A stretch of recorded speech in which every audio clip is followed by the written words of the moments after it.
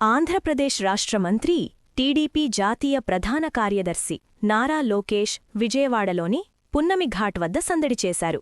AP Aryavaishya welfare and development corporation chairman Dundi Rakesh ఇంట జరిగిన ఓ శుభకార్యానికి ఆయన ముఖ్య అతిథిగా హాజరయ్యారు. దుండి రాకేష్ కుమారుడు సాయి సీతారాం, కుమార్తె లక్ష్మీ కుసుమల నూతన వస్త్ర బహూకరణ వేడుకను పున్నమిఘాట్ వద్ద ఘనంగా నిర్వహించారు. ఈ వేడుకలో పాల్గొన్న మంత్రి నారా లోకేష్ సంప్రదాయ దుస్తుల్లో ఉన్న చిన్నారులను ఆత్మీయంగా ఆశీర్వదించారు. అనంతరం విద్యుత్ దీపాలతో దేదీప్యమానంగా అలంకరించిన కృష్ణా నదీతీర వేదిక వద్దకు వచ్చిన ఆయన అక్కడికి వచ్చిన ప్రజలతో, కార్యకర్తలతో ఉత్సాహంగా ముచ్చటించారు. సెల్ఫీలిస్తూ సందడి చేశారు. రాష్ట్రంలో రాజకీయంగా, వ్యాపారపరంగా అత్యంత కీలకమైన ఆర్యవైశ్య సామాజిక వర్గంతో సన్నిహిత సంబంధాలను కొనసాగించడంలో భాగంగానే మంత్రి లోకేష్ ఇలాంటి ఆత్మీయ వేడుకలకు ప్రాధాన్యత ఇస్తూ హాజరవుతున్నట్లు రాజకీయ విశ్లేషకులు భావిస్తున్నారు.